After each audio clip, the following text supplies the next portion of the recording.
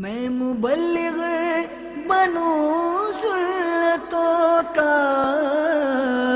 خوب چرچا کروں سنتوں کا، ہو کرم بہر خاک مدینہ۔ الحمدللہ رب العالمین، والصلاة والسلام علی سید المرسلین، اما بعد فاعوذ باللہ من الشیطان الرجیم، بسم اللہ الرحمن الرحیم۔ پڑھیے الصلاة والسلام علیک یا رسول اللہ وعلی آلک واصحابک یا حبیب اللہ۔ الصلاة والسلام علیک یا نبی اللہ وعلی آلک واصحابک یا نور اللہ۔ میرے پیارے اور محترم اسلامی بھائیوں اور مدنی چینل کے ناظرین، الحمدللہ عز و جل باب المدینہ کراچی میں یہاں کے مقامی ہال میں مجلس تاجران کی طرف سے تاجر اسلامی بھائیوں، بزنس مین اسلامی بھائیوں کا سنت و بھرا اجتماع جاری ہے۔ مختلف شعبہات زندگی سے تعلق رکھنے والے، مختلف قسم کے بزنس سے تعلق رکھنے والے اسلامی بھائی جو ہمارے اجتماع میں شریک ہیں، اللہ تعالیٰ سب کا سفر کر کے یہاں تک آنا اپنی بارگاہ میں قبول فرمائے، ہمارا یہاں جمع ہونا اپنی بارگاہ میں قبول فرمائے، اور آج کے اجتماع کی برکتیں ہم سب کو نصیب فرمائے۔ پیارے اور محترم اسلامی بھائیوں، اس سے پہلے کہ ہم اپنے بیان کا باقاعدہ آغاز کریں، آئیے کچھ اچھی نیتیں کر لیتے ہیں۔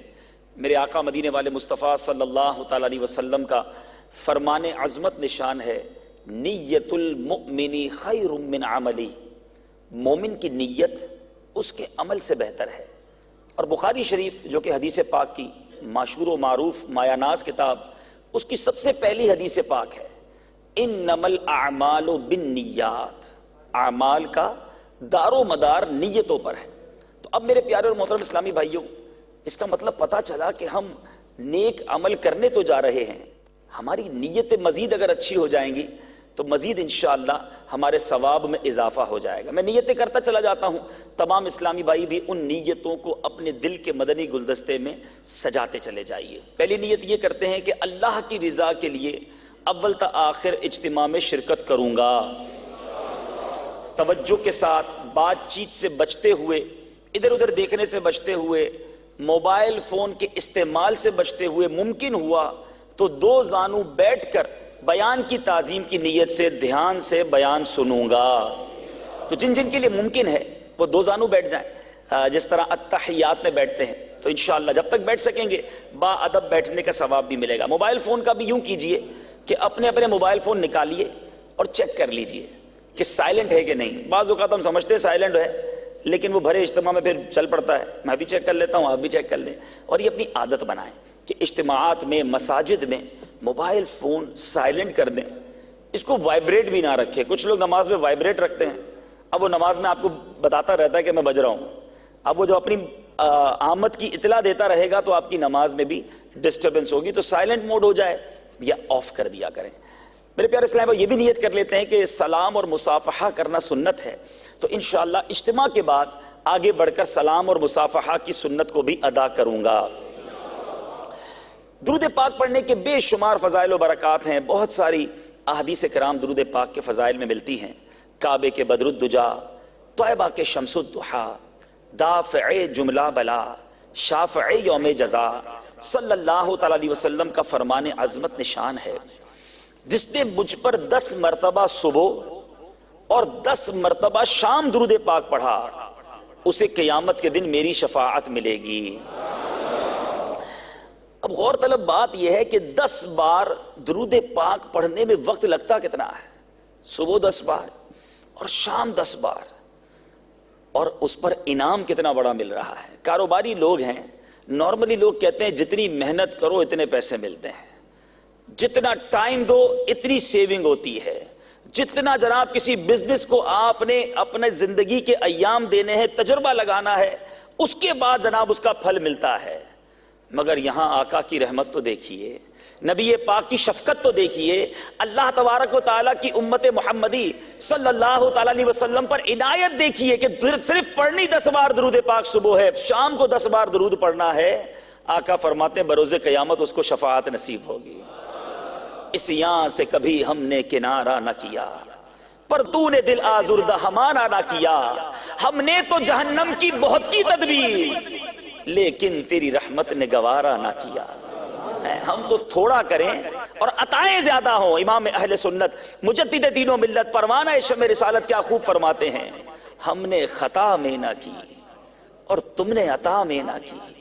آقا ہم نے خطا میں نہ کی اور تم نے عطا میں نہ کی، کوئی کمی سرورا تم پہ کروڑوں درود، کر کے تمہارے گناہ مانگے تمہاری پناہ، اور تم کہو دامن میں آ تم پہ کروڑوں درود، گندے نکم میں کمین مہنگے ہو کوڑی کے تین، ارے کون ہمیں پالتا تم پہ کروڑوں درود۔ تو آقا پر درود پڑھی جاؤ اور رحمتیں اور برکتیں لوٹے جائیے۔ آئیے محبت کے ساتھ درود پاک پڑھ لیں، صلو علی الحبیب صلی اللہ تعالی علی محمد صلی اللہ علیہ وسلم۔ میرے پیارے اور محترم اسلامی بھائیوں، زندگی میں کچھ دعوتیں ایسی ہوتی ہیں جو یاد رہ جاتی ہیں۔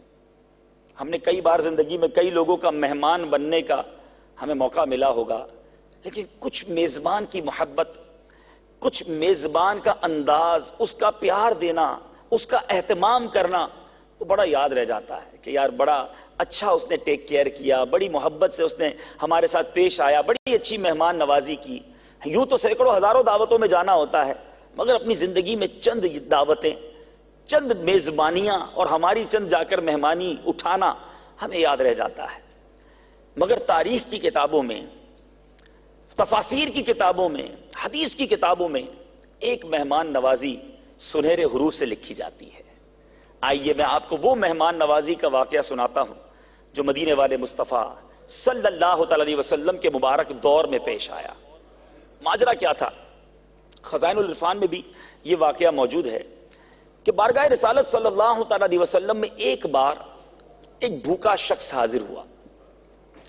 سرکار نامدار صلی اللہ تعالی علیہ وسلم نے تمام امہات المومنین، یعنی اپنے تمام کاشانہ جتنے گھر مبارک تھے، مبارک کاشانے تھے، وہاں پر معلومات کروایا کہ کیا گھر میں کھانے کی کوئی چیز ہے کہ اس بھوکے مہمان کی خیرخواہی کی جا سکے، اس کی دعوت کی جا سکے۔ غور سے سنیے گا جواب کیا آتا ہے۔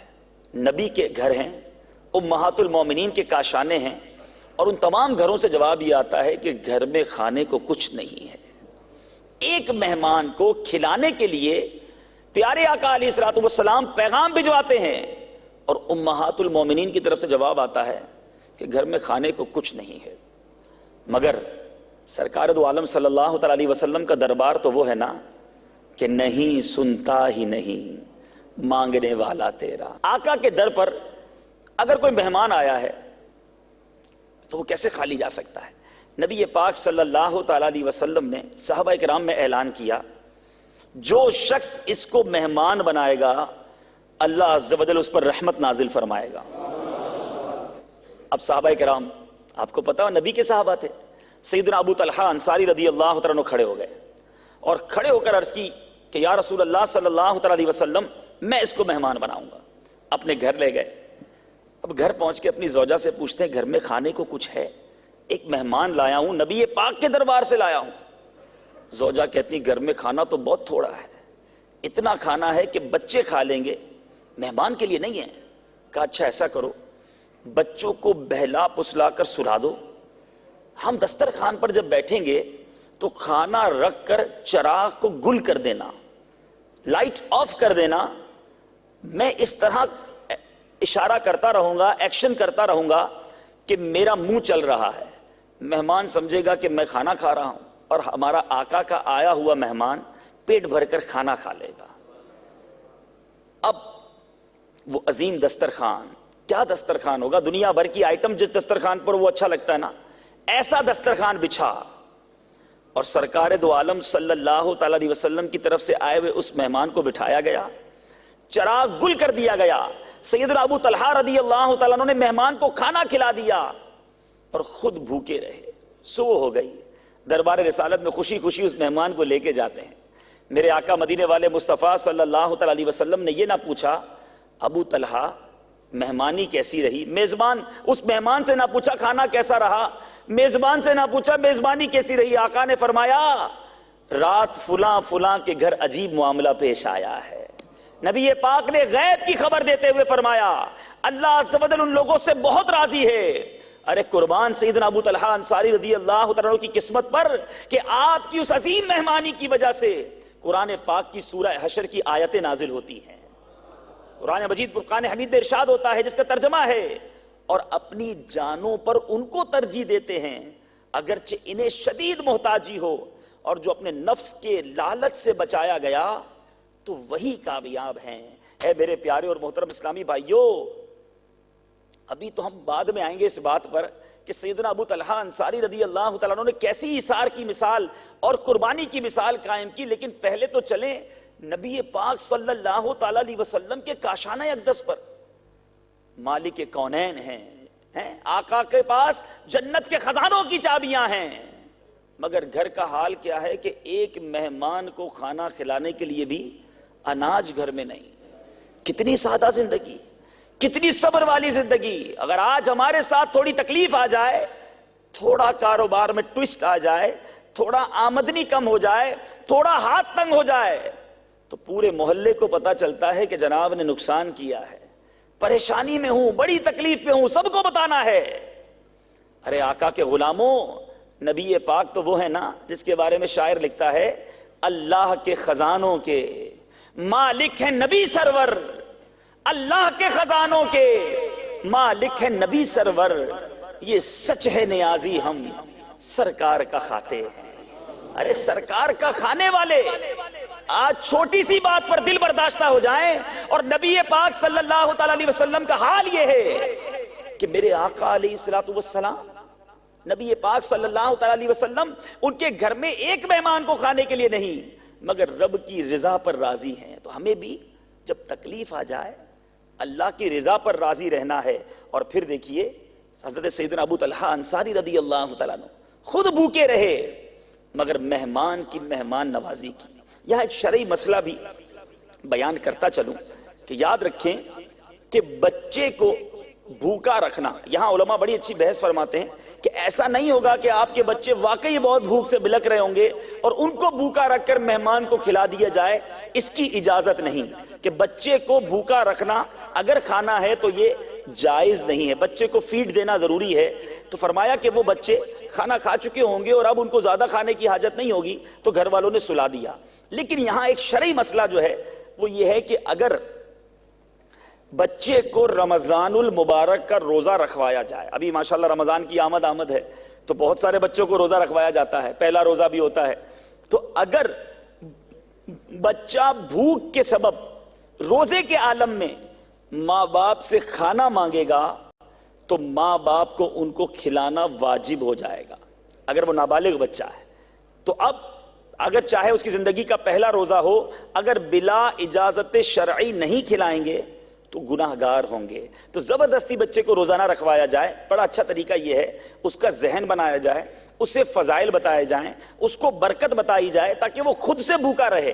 لیکن اگر وہ بار بار ڈیمانڈ کرتا رہے, سارا دن کہتا رہے پانی دے دو, کھانا دے دو, اور ہم کہہ رہے ہیں نہیں جناب ہمیں جناب آج ریکارڈ قائم کرنا ہے کہ ہمارے 5 سالہ بچے نے پہلا روزہ رکھ لیا ہے, ہمارے 6 سالہ بچی نے پہلا روزہ رکھا ہے, اس کو ہار بھی پہنانے, آج دعوت کا بھی انتظام کیا ہے, تو یاد رکھیے اگر وہ چھوٹا بچہ کھانا مانگتا رہا, پانی مانگتا رہا اور آپ نے نہیں دیا تو آپ گناہ گار ہوں گے. تو ثواب کمانے کے لیے اگر روزہ رکھوانا ہے تو بچے کا ذہن بنائیں, انشاءاللہ آج 6 سال میں نہیں رکھا وہ 7 سال میں رکھ لے گا, 8 سال میں رکھ لے گا, اور آپ گناہ سے بھی بچ جائیں گے. بہرحال ہم بات چل رہی تھی ہمیں میرے پیارے اور محترم اسلامی بھائیوں کہ ایثار کہتے کس کو ہیں؟ کیا آج ہمارے معاشرے کے اندر ایثار کا جذبہ پایا جاتا ہے؟ کیا ہم اپنے اندر یہ جذبہ پاتے ہیں؟ میرے پیارے اور محترم اسلامی بھائیوں, سرکار دو عالم صلی اللہ تعالی علیہ وسلم کے دیوانوں, پہلے تو ایثار کی ڈیفینیشن سن لیجئے. ایثار کہتے کس کو ہیں؟ ایثار کے معنی یہ ہیں دوسروں کی خواہش اور حاجت کو اپنی خواہش اور حاجت پر ترجیح دے دینا. آپ کی بھی ڈیزائر ہے, آپ کو بھی ضرورت ہے, اور دوسرے مسلمان کو بھی ضرورت ہے, اس کو پریورٹی دے دینا اور اپنی خواہش پر اس کی خواہش کو ترجیح دے دینا, یہ کہلاتا ہے ایثار. اور ہمارے آقا علیہ الصلوۃ والسلام, صحابہ کرام اور اولیاء کرام کس قدر ایثار کیا کرتے, کیسا جذبہ ہوا کرتا, سنیے. حضرت سیدنا عبداللہ ابن عمر رضی اللہ تعالیٰ عنہما کے ایثار کی حکایت سنیے کہ حضرت سیدنا نافع فرماتے ہیں کہ حضرت سیدنا ابن عمر رضی اللہ تعالیٰ عنہما بیمار ہو گئے, اور جب بیمار ہو گئے تو آپ کو خواہش ہوئی کہ جب انگور کا پہلا پھل آئے تو میں وہ پھل کھاؤں. بیماری میں ویسے ہی بندے کو کچھ بعض اوقات کہتے ہیں نا وہ خواہش ہو جاتی ہے. بیماری کے عالم میں جب انگور آیا تو آپ کی زوجہ نے 1 درہم کے انگور منگوائے.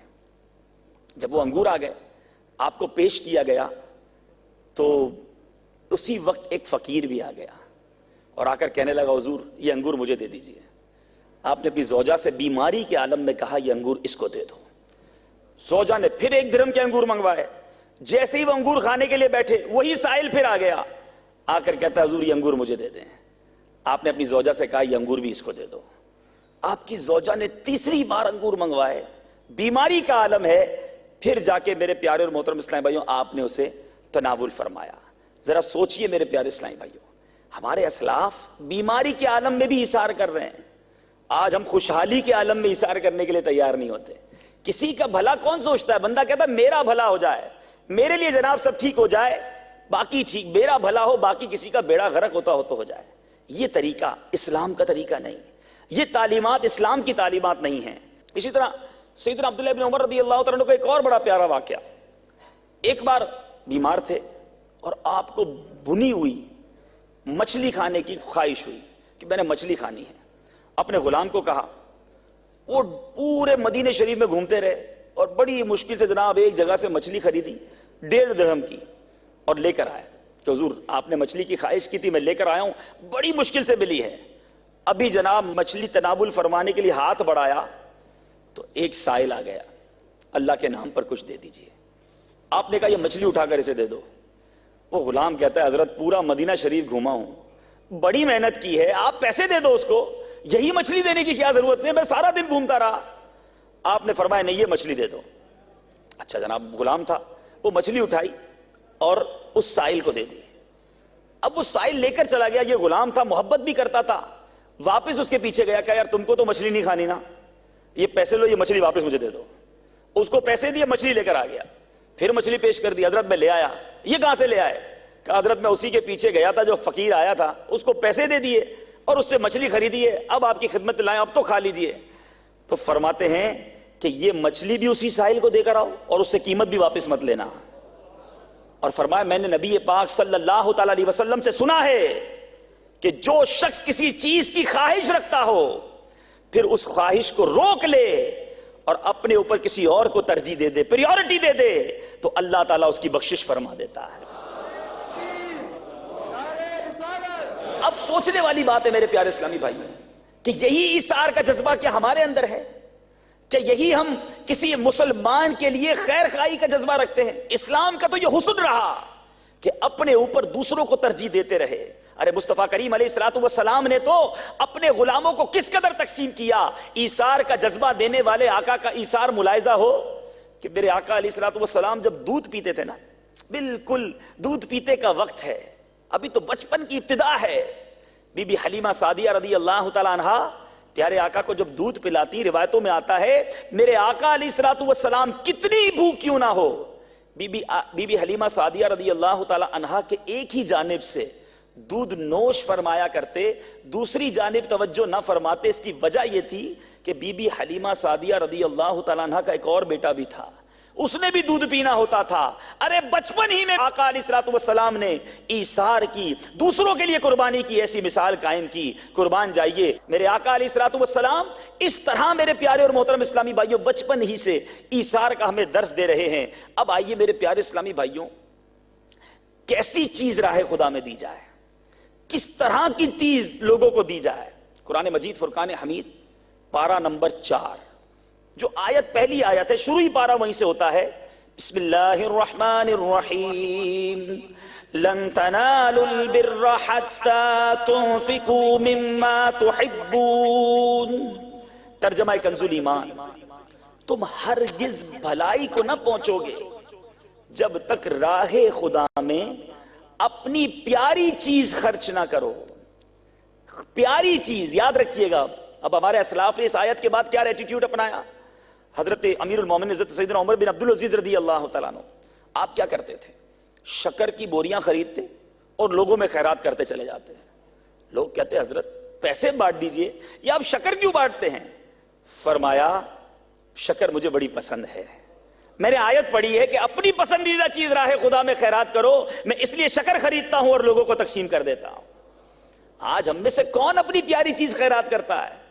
اچھا کپڑے میلے ہو گئے، گھر والے بتاتے ہیں وہ کپڑے پھٹ رہے ہیں، چلو غریبوں کو دے دو. وہ رضائی جو ہے نا بڑی پرانی ہو گئی ہے، اس میں سوراخ ہو گئے دو، اچھا وہ ایسا کرتے ہیں مدرسے میں جا کے دے آؤں گا. آپ سوچیں ہمارا ایٹیٹیوڈ کیا ہے؟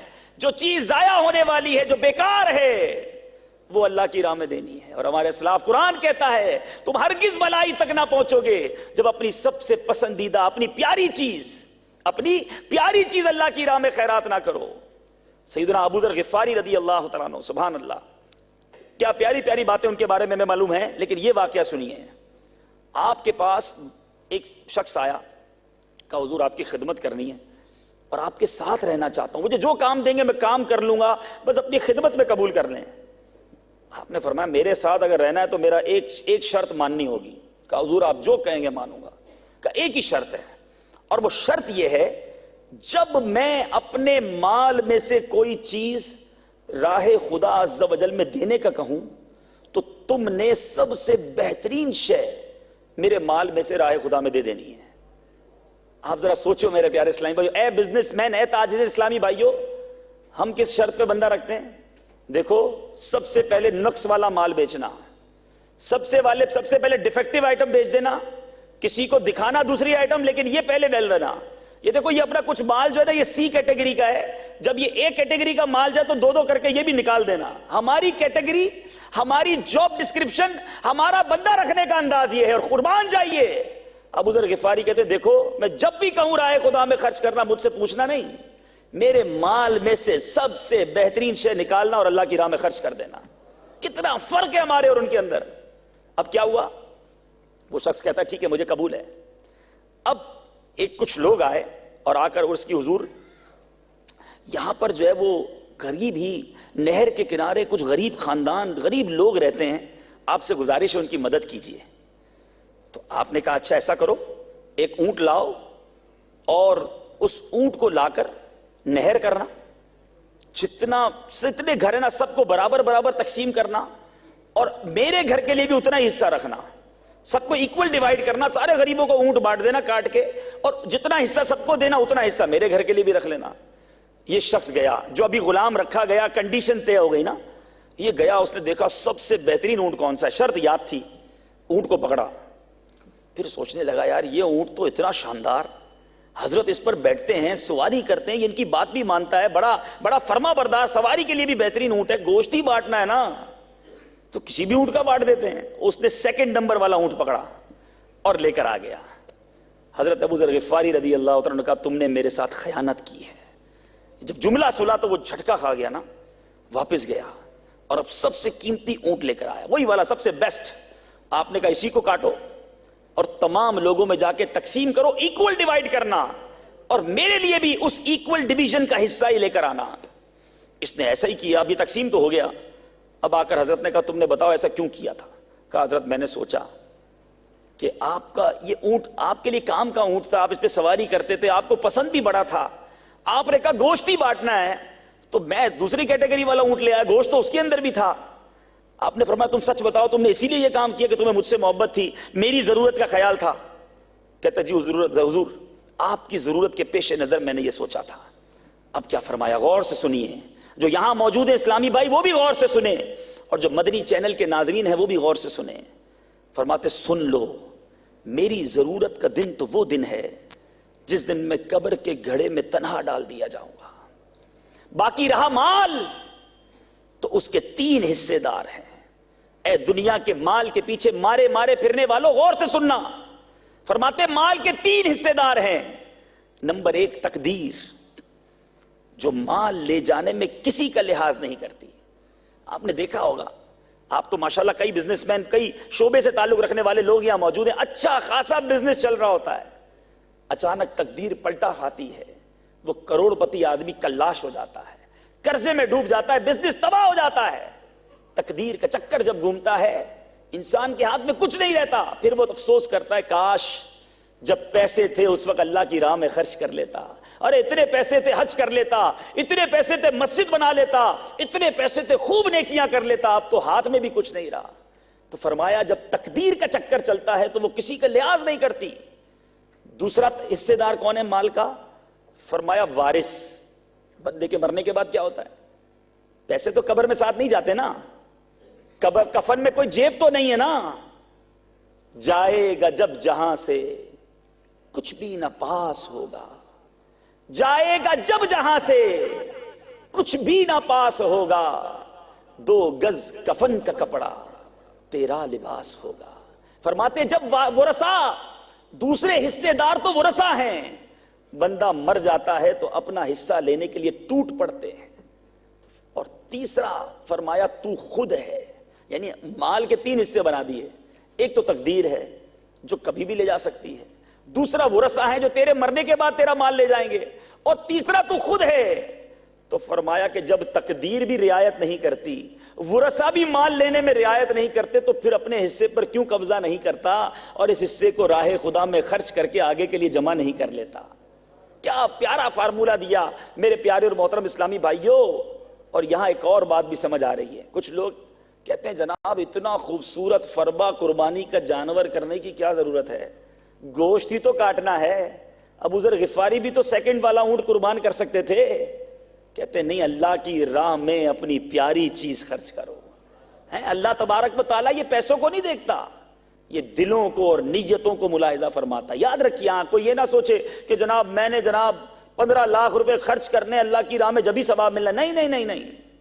وہ مالک کریم ہمارے دلوں کو، ہمارے اخلاص کو، ہماری نیتوں کو ملاحظہ کرتا ہے۔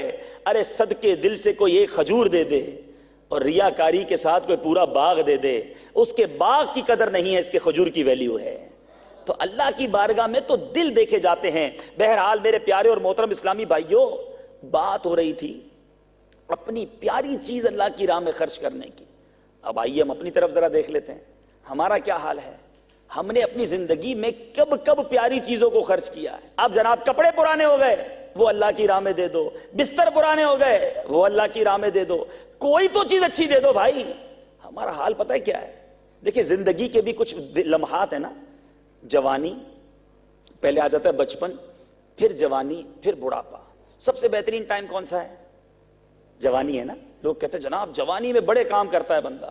جوانی کہاں دی آپ نے؟ اللہ کی راہ میں خرچ کی یا جوانی کی اس کی نافرمانی میں؟ یعنی اپنی زندگی کا بہترین وقت وہ بھی دیا تو دنیا کو دیا۔ بندہ کہتا ہے بوڑھا ہو جاؤں گا پھر مسجد میں چلا جاؤں گا۔ اللہ کی عبادت کرنی تھی تو جوانی میں کرتے۔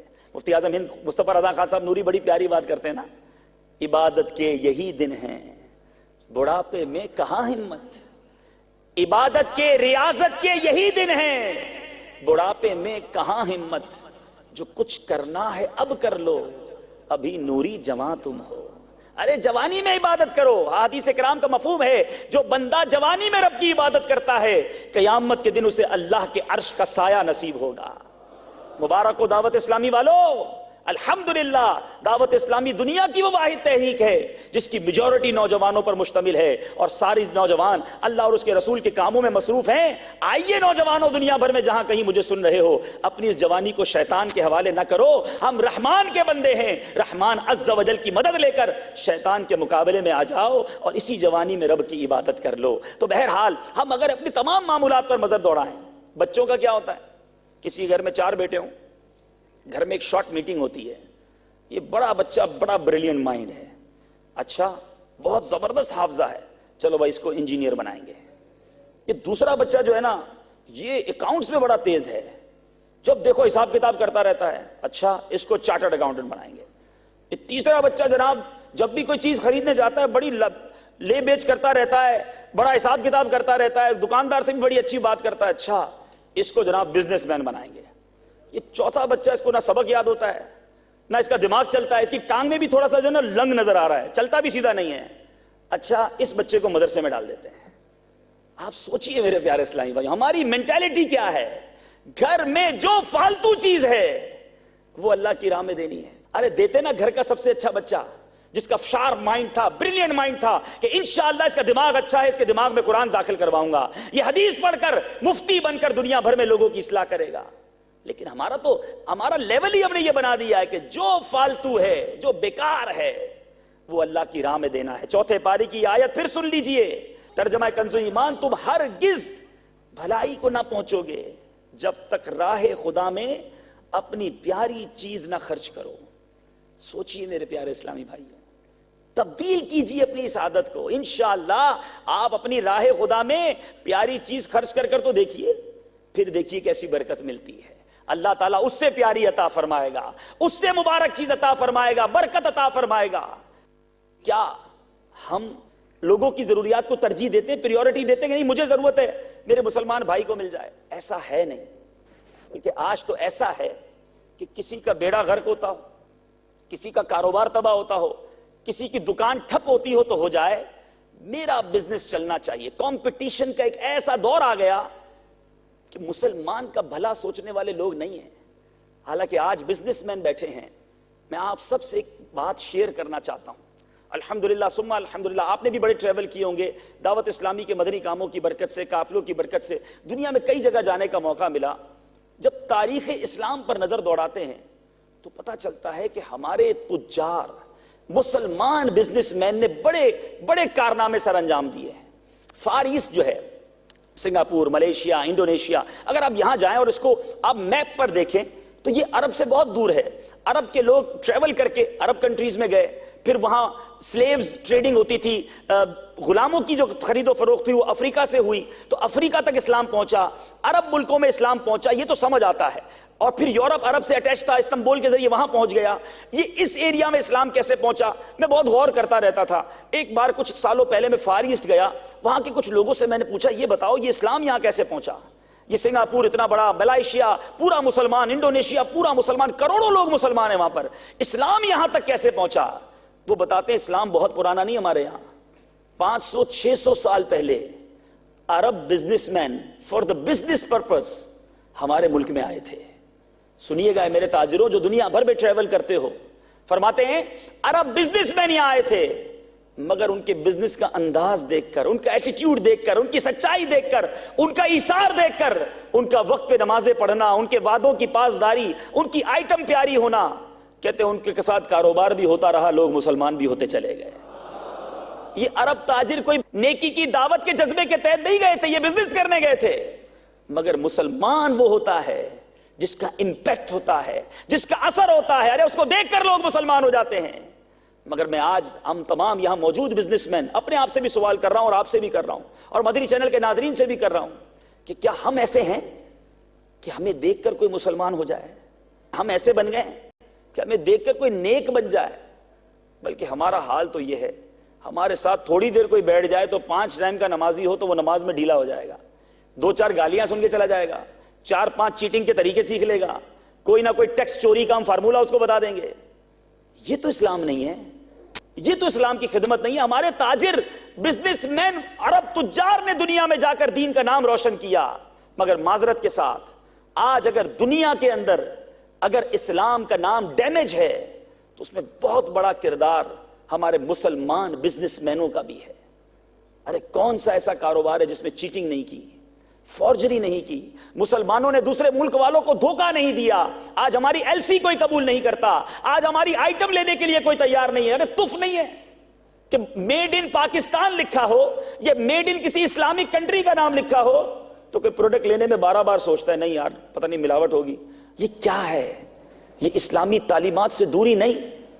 یقین جانیے اگر آج کا تاجر کھڑا ہو جائے کہ مجھے جو اسلام کا نام بدنام ہوا ہے دنیا میں, ہم اس کو مل کر ٹھیک کریں گے تو یہی تاجر دنیا کا سفر کر کے, دنیا سے سچا بزنس کر کے, اپنے وعدوں کی پاسداری کر کے وہ دور پھر لا سکتا ہے کہ لوگ کہیں گے اگر تجارت کرنی ہے تو مسلمانوں سے کرو. یہ وعدوں کے سچے ہوتے ہیں. لیکن آج یہ حال نہیں ہے. آئیے یہ پھر دور آ سکتا ہے, پھر ہماری میرے پیارے اور محترم اسلامی بھائیوں تجارت کو بھی فروغ ملے گا, مگر اسلام کی صحیح پکچر پورٹریٹ ہوگی. آج دنیا میں کہیں چلے جاؤ, ہر برے کام کے اندر کیوں نام آتا ہے مسلمان کا؟ یہ تو اسلام نہ تھا, بلکہ میں یہ کہتا ہوں یہ اسلام سے وفاداری بھی نہیں ہے. اے پیارے آقا علیہ الصلوۃ والسلام کے میلاد منانے والوں, ان کے عشق کے دعوے کرنے والوں, نبی پاک نے تو طائف کے میدان میں پتھر کھائے نا اسلام کے لیے. ان کے نواسوں نے کربلا کے میدان میں اپنی جانیں قربان کر دی. قیامت کے دن اگر ہم سے کوسچن ہو گیا کہ بتاؤ اے کراچی میں رہنے والے بزنس مینوں, اللہ نے تمہیں مال بھی دیا, دولت بھی دی, وقار بھی دیا, عزت بھی دی, تم نے ہمارے دین کو کس طرح فائدہ پہنچایا؟ نام روشن کیا یا نام برباد کر دیا؟ کوئی ہے جواب ہمارے پاس؟ صرف کاروباری تو ہماری ذمہ داری نہیں تھی نا. ہم اس دنیا میں فقط کاروبار کرنے تو نہیں آئے, ہماری کوئی اور بھی تو ذمہ داری ہے. قرآن مجید ارشاد فرماتا ہے الذی خلق الموت والحیات لیبلوکم ایکم احسن عملا. ارے ہمیں تو ایگزام کے لیے بھیجا گیا تھا, ہم لگ گئے کاروبار میں. میں یہ نہیں کہتا کاروبار درست نہیں ہے, ارے کاروبار صحیح کرو. اسلام ڈسکریج نہیں کرتا بزنس کو, یاد رکھیے گا. اسلام حوصلہ شکنی نہیں کرتا بزنس کی. سنیے میں آپ کو حدیث پاک سناتا ہوں. وہ بزنس مین جو سچا بزنس کرتے ہیں, جو اپنے وعدوں کے پاسدار ہیں, وہ سنیے اور جھوم جائیے کہ میرے آقا علیہ الصلوۃ والسلام فرماتے ہیں جو شخص لگاتار حلال روزی کماتا ہے اور حرام کے لقمے کی آمیزش نہیں ہونے دیتا, اللہ تعالیٰ اس کے دل کو اپنے نور سے روشن کر دیتا ہے اور حکمت کے چشمے اس کے دل سے جاری ہو جاتے ہیں. میں نے کسی مفتی کی فضیلت نہیں بتائی ہے, بزنس مین بس حلال کمانے والا ہے, میرے آقا فرماتے ہیں اس کے دل سے حکمت کے چشمے جاری ہو جاتے ہیں. اور سنیے اور جھوم جائیے, میرے آقا علیہ الصلوۃ والسلام کیا فرماتے ہیں؟ تجارت کرو. بزنس کو قرآن پاک اور حدیث میں انکریج کیا گیا ہے. فرماتے تجارت کرو, روزی کے 10 حصے ہیں, 9 حصے فقط تجارت میں ہیں. بزنس کو انکریج کیا جاتا ہے. ایک اور جگہ میرے آقا فرماتے ہیں سچا تاجر قیامت کے دن صدیقین اور شہداء کے ساتھ اٹھایا جائے گا. ارے تجارت بھی کرو, پیسے بھی کماؤ, مگر سچ بول لو, اچھا تجارت کر لو, آپ کے درجے بھی بلند ہوں گے اور اسلام کا نام بھی روشن ہو جائے گا. یہ اسلام دنیا کا واحد مذہب ہے, the only religion in the world جو بزنس کی اتنی ٹرمز بیان کرتا ہے, بزنس کے اتنے طریقے بیان کرتا ہے. کسی ریلیجن کو آپ پڑھ لیجئے, اس کے اندر اتنے طریقے, اتنے اس کے طریقہ کار, اس کے قوانین, اس کو کرنے کے انداز اور اتنی فضیلتیں. لیکن ہمارا مسلمان تاجر چونکہ اسلام سے دور رہا. اسلامی تعلیم کس نے سیکھی؟ آج ہم نے بزنس کرنا کیسے سیکھا؟ وہ میرے دادا کا بزنس تھا, ہمارا جناب پیڑھیوں کا بزنس ہے, خاندانی بزنس ہم کرتے آ رہے ہیں. جناب آپ نے اس بزنس کو شرعی طور پہ چیک کروایا کہ کہیں یہ بزنس حرام تو نہیں ہے, اس میں کہیں سے کوئی حرام کی آمیزش تو نہیں ہو رہی, کہیں آپ کے ذریعے کسی مسلمان کو نقصان تو نہیں پہنچ رہا؟ اگر یہ چیک کروا لیتے تو یہ جو برکتیں ہیں, اللہ اللہ. ایک اور حدیث پاک سنیے. ایک بار ایک شخص پیارے آقا علیہ الصلوۃ والسلام کی بارگاہ میں حاضر ہوا, سنیے, بلکہ کچھ صحابہ کرام تھے. ایک صحابی نے کہا یا رسول اللہ صلی اللہ علیہ وسلم میں سلائی کا کام کرتا ہوں. اے درزیوں غور سے سنو, میرے آقا فرماتے ہیں, وہ حدیث صحابی کہتے ہیں آقا میں سلائی کا کام کرتا ہوں. میرے آقا نے کہا اگر تم دیانت داری سے کام کرو تو حضرت ادریس علیہ الصلوۃ والسلام کے ساتھ جنت میں داخل ہو جاؤ گے. آپ غور کیجئے, اس میں کوئی روزے, زکوٰۃ, حج, نماز جو فرض ہے وہ اپنی جگہ, لیکن کوئی بہت بڑی لسٹ نہیں دی آقا نے. کہا بس اپنا کام سیدھا کرنا, سچا کرنا, حضرت ادریس علیہ الصلوۃ والسلام کے ساتھ جنت میں داخل ہو جاؤ گے. ایک صحابی نے کہا حضور میں جو ہے وہ معمار ہوں, کئی بلڈر ہوں گے یہاں پر, اب غور سے سننا. ایک صحابی کہتا ہے یا رسول اللہ صلی اللہ علیہ وسلم میں بلڈر ہوں. میرے آقا علیہ الصلوۃ والسلام نے فرمایا اگر تم نے راست بازی یعنی ایمانداری, دیانتداری سے کام کیا تو حضرت ابراہیم علیہ الصلوۃ والسلام کے ساتھ جنت میں داخل ہو جاؤ گے. ایک صحابی نے کہا یا رسول اللہ صلی اللہ علیہ وسلم میں تجارت کرتا ہوں, ٹریڈنگ کرتا ہوں. میرے آقا علیہ الصلوۃ والسلام نے فرمایا اگر تم نے دیانتداری سے کام کیا تو میرے ساتھ جنت میں داخل ہو جاؤ گے. تو تجارت کہیں بھی, بزنس کام کرنا, حلال کمانا کہیں ڈسکریج نہیں کیا گیا, آلویز انکریج کیا گیا, ہمیشہ حوصلہ افزائی کی گئی ہے. مگر میرے پیارے اسلامی بھائیوں اس کے کچھ تقاضے ہیں. آپ کاروبار پر روز جائیں, اور روز نیکیاں کما سکتے ہیں. آپ روز بچوں کے لیے پیسے کمائیں مگر روز آپ کے درجے بلند ہو سکتے ہیں. کچھ رولز کو فالو کر لیجئے, کچھ علم دین سیکھ لیجئے, کچھ اپنی تجارت کو پیوریفائی کر لیجئے. یہ حرام کام چھوڑ دیجئے, ملاوٹ, جھوٹ, سود, رشوت, ارے اس کو نکالیے تو صحیح اپنے کام سے, پھر دیکھیے اللہ کتنی برکت عطا فرماتا ہے. کچھ لوگ ملتے ہیں, میں بھی یورپ سے آ رہا ہوں, وہاں بھی کئی لوگ ملے کہ جناب ہم کیا کریں, بزنس میں ہمیں جناب الکحل بھی بیچنا پڑتا ہے, ہمیں ناجائز چیزیں بھی رکھنی پڑتی ہیں. وہاں بھی میں نے یہی بات کی, میں آپ سے بھی یہی بات شیئر کرنا چاہتا ہوں. ایسے ہو سکتا ہے کچھ لوگ بیٹھے ہوں گے جو آج یہ سوچ رہے ہوں کہ جناب بات تو ٹھیک ہو رہی ہے, رمضان کا مہینہ بھی آ رہا ہے, مجھے اپنے بزنس کو پیوریفائی بھی کرنا چاہیے, مگر کیا کروں, پھنس گیا ہوں. اگر یہ نہیں کروں گا تو گھر کا خرچہ کیسے چلے گا, بچوں کا کام کیسے چلے گا, پھر دوسرا کاروبار کیسے ملے گا. میں آپ سب سے ایک کوسچن کرتا ہوں, جواب آپ خود دے دیجئے گا. کوئی شخص اللہ کی نافرمانی کرتا ہو, حرام کام کرتا ہو, سود, ملاوٹ, جھوٹ, رشوت یا حرام پروڈکٹ کو سیل کرتا ہو, اور اسے مل رہا ہے, اسے عطا ہو رہی ہے, وہ کھا رہا ہے, مجھے بتاؤ کیا حلال کی طرف جائے گا تو وہ رزاق رزق کو روک لے گا؟ کیا رزق کم ہو جائے گا؟ ارے یہ ہمارے عقیدے اور ہمارے توکل کی بھول ہے. ارے آپ حلال کی طرف قدم اٹھائیے, اس کی رحمت چھما چھم برسنا شروع ہو جائے گی. اور یاد رکھیے, یا غوث یاد رکھیے, یہ حرام تھوڑا ہو, حرام زیادہ ہو, اس میں برکت نہیں. حلال تھوڑا ہے, اس میں بڑی برکت ہوتی ہے. بات چلی تھی ایثار سے, تو اے میرے پیارے اور محترم اسلامی بھائیوں, آپ ایثار کی عادت ڈالیے, غریبوں کی مدد کرنے کی فکر کیجئے, وہ رب کریم آپ کو اپنے عطاؤں کے در کھول دے گا. اپنی گفتگو کو آخر میں لاتا ہوں. یاد رکھیے 4 قسم کی ہیبٹ ہوتی ہیں. شح, عربی میں کہتے ہیں شح, شین اور ہا. پھر ہوتا ہے بخل, پھر ہوتا ہے سخا, اور پھر ہوتا ہے جھوٹ. یہ 4 ہیبٹس ہیں نا. لوگ کہتے ہیں جناب بڑے ایٹیٹیوڈ کی بات کرتے ہیں, بڑے مینرز کی بات کرتے ہیں. آؤ میں آپ کو اس ایٹیٹیوڈ کی بات کرتا ہوں جو قرآن و حدیث میں جس کا تذکرہ, اور جس ایٹیٹیوڈ, جس ہیبٹ کی بات حدیث کرتی ہے, بات قرآن کرتا ہے. اللہ اللہ, میں نے 4 قسم کے لوگوں کے بارے میں آپ کو بتایا کہ شح, اس کی تعریف کیا ہے. شح کہتے ہیں میرے پیارے اسلامی بھائیوں کہ جو نہ خود کھائے نہ کسی کو کھلائے. ایسے بھی بدنصیب ہوتے ہیں, نہ خود پر خرچ کرتے ہیں نہ اپنے بچوں پہ خرچ کرتے ہیں. او پیسہ کمائے جا رہے ہیں لیکن خرچ کرنے کو ان کے اندر یہ ہمت نہیں ہوتی, وہ توفیق نہیں ہوتی. وہ سوچے, میرے پیارے اسلامی سب سے بدتر کہا گیا اسے. اچھا, پھر ہوتا ہے بخل, جو خود پر تو خرچ کرے کسی اور پر خرچ نہ کرے. سخا, جو خود بھی کھائے دوسروں کو بھی کھلائے. اور ایک ہے جھوٹ. اللہ اللہ, جھوٹ کا مرتبہ پتہ ہے کیا ہے؟ آج اس کی تعریف بھی سن لو, کہ جو خود نہ کھائے دوسروں کو کھلائے. جھوٹ کا مرتبہ, جھوٹ کس کو کہتے ہیں؟ میرے آقا علیہ الصلوۃ والسلام کی عادت کریمہ ہے. میرے آقا کے جھوٹ کے بارے میں آتا ہے, جب کوئی فقیر آتا میرے آقا بانٹتے بانٹتے بانٹتے, ایک وقت آتا جو ظاہری نعمتیں ہوتی وہ ختم ہو جاتی. پھر کوئی آ جاتا, میرے آقا کہتے فلاں دکاندار کے پاس جاؤ, میرا نام لو, پیسے نہیں ہے ظاہری طور پہ, اس سے یہ خرید لینا, کہنا میرے نام پہ لکھ دے, میں قرضہ اتار دوں گا. واہ کیا جود و کرم ہے شہ بطحا تیرا. اعلیٰ حضرت اسی جود کی طرف اشارہ کرتے ہیں نا, واہ کیا جود و کرم ہے شہ بطحا تیرا, نہیں سنتا ہی نہیں مانگنے والا تیرا. پیاسوں کے لیے پیاسے جاتے ہیں نا دریا کے پاس, پیاسے جاتے کنویں کے پاس. اعلیٰ حضرت لکھتے ہیں فیض ہے یا شہ تسنیم نرالا تیرا. آقا شہ تسنیم کہتے ہیں, تسنیم حوض کوثر, اے حوض کوثر کے مالک آپ کا فیض کتنا نرالا ہے. فیض ہے یا شہ تسنیم نرالا تیرا, آپ پیاسوں کے تجسس میں ہے دریا تیرا.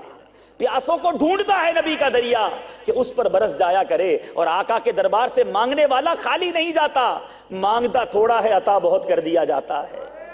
میرے کریم سے گر قطرہ کسی نے مانگا, میرے کریم سے گر قطرہ کسی نے مانگا, تو دریا بہا دیے ہیں, دربے بہا دیے ہیں. ارے میرے آقا کا جود وہ ہے. تو اے نبی کے غلاموں, سخاوت کی عادت کو اپناؤ. سنو سنو, حدیث پاک میں یہ مفہوم موجود ہے کہ بخل کرنے والا, کنجوسی کرنے والا 3 چیزوں سے دور ہوتا ہے, 1 چیز کے قریب ہوتا ہے. اور سخاوت کرنے والا 3 چیزوں کے قریب ہوتا ہے, 1 چیز سے دور ہوتا ہے. وہ کیا ہیں 3 چیزیں؟ سنیے, سخی اللہ کے قریب, जन्नत के करीब, लोगों के करीब और जहन्नम से दूर होता है। और बुखल करने वाला, कंजूसी करने वाला अल्लाह से दूर, जन्नत से दूर, लोगों से दूर और जहन्नम से करीब होता है। Now it's up to you, आप तय कर लो कि आपको रब के करीब रहना है, जन्नत के करीब रहना है। लोगों में भी मकबूल वही होता है जो सखावत के दरिया बहाता है। लोगों पर खर्च कीजिए, अपने गरीब रिश्तेदारों, अपने गरीब मुसलमानों पर बांटिए, अल्लाह और अता फरमाएगा। हदीस पाक में आता है जिसका मफहूम है, मेरे प्यारे और मोहतरम इस्लामी भाइयों, आज लोग मिलते हैं ना, आपकी भी दुआ कोशिश होती है कोई नेक आदमी मिल जाए, जरा मेरे लिए दुआ कर दीजिएगा, बड़ा परेशान हुजूर जरा दुआ कर दें, कारोबार में बरकत की दुआ कर दें, फला मुफ्ती साहब, फला आलिम साहब, फला पीर साहब मिलते हैं, फौरन बंदा दुआ के लिए पहुंच जाता है। मगर आज मैं आपसे पूछता हूं, अगर आपके लिए रोजाना फरिश्ता दुआ करे तो इससे बड़ी दुआ है कि रोजाना, एक दिन नहीं, आलिम साहब तो एक दिन मिल जाएंगे, तो मुफ्ती साहब महीने में, जिंदगी में एक बार मिलेंगे। मगर ऐसे भी लोग हैं जिनके लिए रोज फरिश्ता दुआ करता है। अब कौन सा फरिश्ता दुआ करता है सुनिए। नबी पाक सल्लल्लाहु अलैहि वसल्लम फरमाते हैं, ऐसा कोई दिन नहीं जिसमें बंदे सवेरा करें और दो फरिश्ते ना उतरें। दो फरिश्ते उतरते हैं, जिनमें से एक तो कहता है इलाही सखी को ज्यादा अच्छा इवज दे दे, सखी के लिए दुआ करता है अल्लाह और दे इसको, और दूसरा फरिश्ता कहता है इलाही बखील को बर्बादी दे, कंजूस को बर्बाद कर दे। अब आपने फैसला करना है कि मेरे लिए रोज फरिश्ता करे, दुआ करे, ये रोजाना एक फरिश्ता बद्दुआ करे। तो है मेरे प्यारे इस्लामी भाइयों, सखावत जो है ना, ये नसीब वालों को मिलती है। अरे बिजनेस बहुत कर लिए, नफे बड़े कमा लिए, आज मैं आपको वो नफे का सौदा बताता हूं कि अल्लाह की राह में खर्च करो, अल्लाह एक का 70 अता फरमाएगा। ये महीना आ रहा है जिसमें गरीबों की मदद कीजिए, अपने पड़ोसियों की मदद कीजिए, अपने गरीब रिश्तेदारों की मदद कीजिए और अल्लाह की राह में अपनी पसंदीदा चीज खर्च कीजिए। इंशाअल्लाह मेरे प्यारे और मोहतरम इस्लामी भाइयों, आपको रब ताला बहुत अता फरमाएगा। और ज़कात, ये सखावत तो ज़कात से वरा है ना, लेकिन कुछ तो हम पर जरूरी है। याद रखिए, मुसलमान पर जो साहिब निसाब है, ज़कात फर्ज है। कुछ लोग ज़कात निकालने में बड़ा बुखल करते हैं और कहते हैं जनाब 1 करोड़ रुपए की 2.5 लाख ज़कात निकाल दूं, अरे 10 करोड़ के 25 लाख रुपए मेरे हाथ से निकल जाएंगे। दिल पर भारी लगता है कि ये पैसे दूर हो गए। उलमा बड़ी प्यारी इंटरप्रिटेशन करते हैं, कहते हैं ये पैसे निकलते जरूर हैं मगर बढ़कर वापस आ जाते हैं। आपने गार्डन देखे होंगे, बाग देखे होंगे ना, माली आपने देखा होगा हर दूसरे चौथे दिन आता है, थोड़े थोड़े पत्ते काट के चला जाता है। उन पत्तों को काटने से बाग कम होता है या उसकी ग्रोथ में इजाफा हो जाता है? नए पौधे आते हैं ना, थोड़ा सा कटता जरूर है मगर आगे जाके बढ़ जाता है। बिल्कुल इसी तरह किसान जाता है खेत में, एक बोरी बीज लेकर जाता है और वो बोरी जब पूरे खेत में डालता है तो वापस तो खाली आता है, बोरी गई, मगर थोड़े अरसे के बाद वो सारे बीज खेत को लहलहाता कर देते हैं। तो ज़कात देने से पैसे कम नहीं होते, अल्लाह की राह में खर्च करने से ज्यादा मिलते हैं। लेकिन प्रॉब्लम यहां भी एक आ जाएगी कि हमें ज़कात अंदाजे से निकालते हैं। बहुत बड़ी बिजनेसमैन की तादाद है जो अप्रोक्सीमेटली अंदाजन दे दो यार, ये भी ज़कात में दे दो, ये भी दे दो, बस हमारी पूरी हो गई होगी। ऐसे नहीं चलेगा, आपको प्रॉपर अकाउंट्स करना होगा, अपनी तमाम हाजत असलिया को निकाल कर अपनी पूरी बैलेंस शीट बनानी होगी। अगर आपको नहीं आता तो किसी आलिम दीन से रुजू करें। भाई सेल टैक्स का रिटर्न आप खुद भरते हैं या आपने उसके लिए कोई बंदा रखा हुआ है? इनकम टैक्स रिटर्न के लिए आपने बाकायदा उस फील्ड का एक माहिर रखा हुआ है, क्योंकि खुद भरूंगा तो गलती हो जाएगी। अरे इसी तरह ज़कात फर्ज है और ये माल का मैल है, अगर ये माल में रह गया तो ये पूरा माल मैला कर देगा, और अगर माल से निकल गया, हदीस पाक का मफहूम है, अगर तुम अपने मालों को मजबूत किलों में कैद करना चाहते हो, ज़कात पूरी अदा कर दो, तुम्हारा माल महफूज हो जाएगा। लोग इंश्योरेंस कराते हैं, सिक्योरिटी कराते हैं, दो ना पूरी ज़कात, अल्लाह ने चाहा आपका माल सिक्योर हो जाएगा। तो बहरहाल मेरे प्यारे इस्लामी भाइयों, इस महीने में अपनी ज़कात पूरी कैलकुलेट कर लीजिए, अपने गरीब रिश्तेदारों की मदद कीजिए, और आखिरी बात, ताजिर रमजान कैसे गुजारे? वो इबादत में गुजारे, अल्लाह की रिजा वाले कामों में गुजारे। देखे ना, अल्लाह ने एक बिजनेसमैन को बहुत कुछ दिया होता है, ठीक है आप परेशान होंगे, हो सकता है कुछ लोन्स में होंगे, कुछ डिफिकल्टीज में होंगे, फिर भी करोड़ों से हम अच्छे हैं। हमारे घर में रोजाना इफ्तार को खाना पकेगा इंशाअल्लाह, दस्तरखान फिर भी बिछेगा। अरे ऐसे भी लोग हैं जो रोडों पे इफ्तार करेंगे, ऐसे भी लोग हैं जिनके सरों पर छत नहीं है। तो होता क्या है दुनिया में, आपको कोई गिफ्ट दे दे 15, 20, 25 हजार रुपए का, या किसी मुश्किल वक्त में काम आ जाए, बंदा क्या सोचता है, यार ये बंदे ने बड़ा अच्छा गिफ्ट दिया है, ये नाराज नहीं होना चाहिए, اس نے ایک بار مجھے قرضے کی ضرورت تھی، اس نے مجھے لون دیا تھا، یہ ہمیشہ خوش رہے، کہیں یہ ناراض نہ ہو جائے۔ تو دنیا میں کوئی تھوڑا سا ہمارا کام آ جائے، ہم چاہتے ہیں وہ ناراض نہ ہو جائے۔ سچ بتاؤ ہمیں اللہ نے کتنا کچھ دیا ہے، عزت دی، مال دیا، کاروبار دیا، کروڑوں سے اچھا بنایا، ہم یہ کیوں نہیں سوچتے کہ میرا رب ناراض نہ ہو جائے؟ آج تو ہو یہ رہا ہے، جس کو جتنی نعمت زیادہ مل رہی ہے وہ اتنا ہی رب کو زیادہ ناراض کر رہا ہے۔ پیسہ ملا، پہلے پیسے کے لیے روتا رہا، اب پیسے والا ہو گیا تو اللہ کا نافرمان بھی بڑا ہو گیا، گناہ بھی بڑھ گیا، عیاشیاں بھی بڑھ گئی۔ اولاد نہیں تھی، اولاد مل گئی تو اسی اولاد کو اللہ کی نافرمانی والے کام سکھائے۔ شادی شدہ نہیں تھا تو شادی کے سہرے دیکھتا تھا، اب بیوی بچوں والا ہو گیا تو فیملی کو لے کر بے حیائی کے کام کر رہا ہے۔ یعنی یہ سوچئے کیسی مینٹالٹی ہے، نعمت ملتی گئی، گناہ بڑھتے گئے۔ یہ تو عقل مندی نہیں۔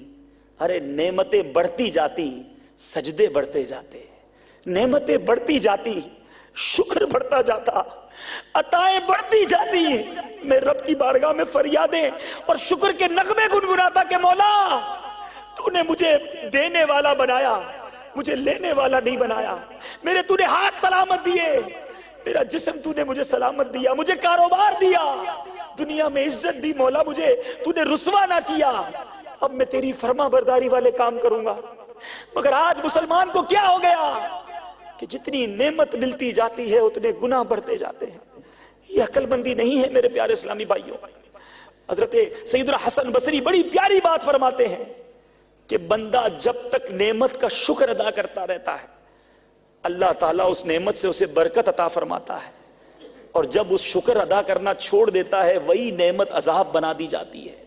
اور یہ دنیا میں دیکھ لو آپ، ایک بندہ بچے کے انتظار میں روتا ہے، بیٹا مل جائے، اولاد ہو جائے، اولاد ہوتی ہے، تھوڑے عرصے بعد وہی اولاد اس کے لیے عذاب بن جاتی ہے، کہتا ہے کاش پیدا ہی نہ ہوتا تو اچھا تھا، وہ باپ کو مارنے والا بن جاتا ہے۔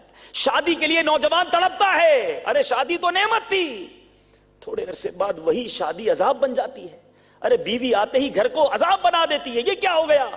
عورت تو نعمت تھی، مال کے لیے تڑپتا ہے مال کے لیے، مگر جب مال ہاتھ میں آتا ہے تو سکون چلا جاتا ہے، بیماریاں آ جاتی ہیں، کسی کو کینسر ہو جاتا ہے، کسی کی راتوں کی نیند اڑ جاتی ہے۔ ارے پیسہ تو نعمت تھا، یہ عذاب کیسے بن گیا؟ تو پتا چلا یہ نعمت تو تھا، اس کا شکر ادا نہ کیا گیا، یہ نعمت تو تھا، اس کا صحیح استعمال نہ کیا گیا۔ اے تاجروں، رمضان میں اپنی نعمتوں کا صحیح استعمال کر لو، یہی رمضان گزارنے کا بہترین طریقہ ہے۔ اللہ نے مال دیا ہے غریبوں کی مدد کرنا، اللہ نے صحت دی ہے پورے روزے رکھنا، اللہ نے عافیت دی ہے پوری تراویح پڑھنا۔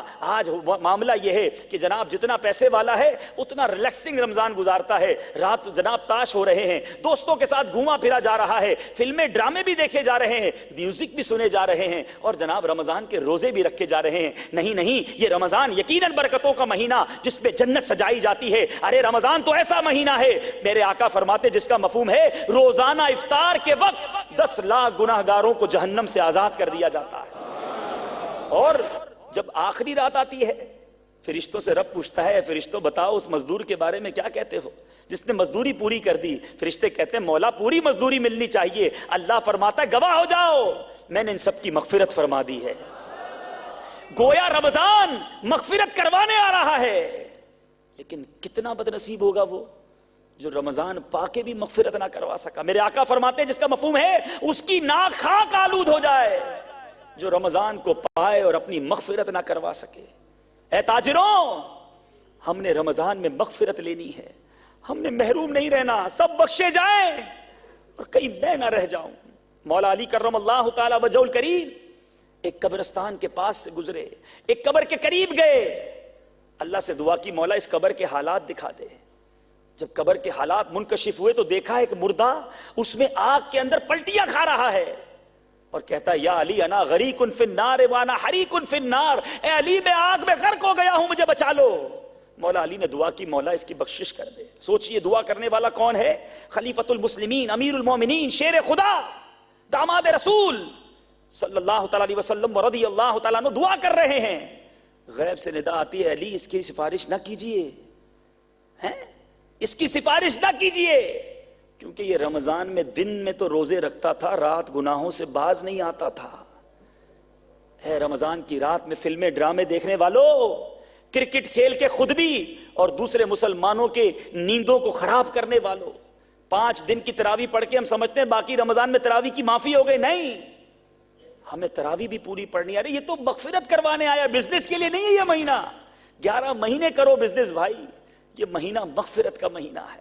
آج نیت کر لو میرے پیارے اسلامی بھائیوں. ہم پہلے تو رب سے دعا کرتے ہیں کہ مولا کریم ہمیں صحت و عافیت کے ساتھ رمضان عطا فرمائے، ہمیں ہمت کے ساتھ رمضان عطا فرمائے. اور پھر آج ایسی پکی نیت کرو انشاءاللہ رمضان کی تمام نمازیں با جماعت ادا کریں گے، رمضان کے پورے روزے رکھیں گے، رمضان میں گناہ نہیں کریں گے. روایتوں میں آتا ہے جو رمضان میں ایک گناہ کرتا ہے اس کے 1 سال کے اعمال برباد کر دیے جاتے ہیں. پتہ چلا رمضان تو آیا نیکیاں کمانے تھا، آخر میں ہم نقصان میں رہ گئے. تو انشاءاللہ سارا رمضان ہم اللہ کی عبادت میں گزاریں گے. جن کے لیے ممکن ہو دعوت دیتا ہوں 30 دن کے لیے فیضان مدینہ میں اعتکاف کر لیجیے. اللہ کے ولی کے ساتھ یہ ساری برکتیں، رحمتیں، گناہ سے بچ کر خوب نیکیاں ہو جائیں گی.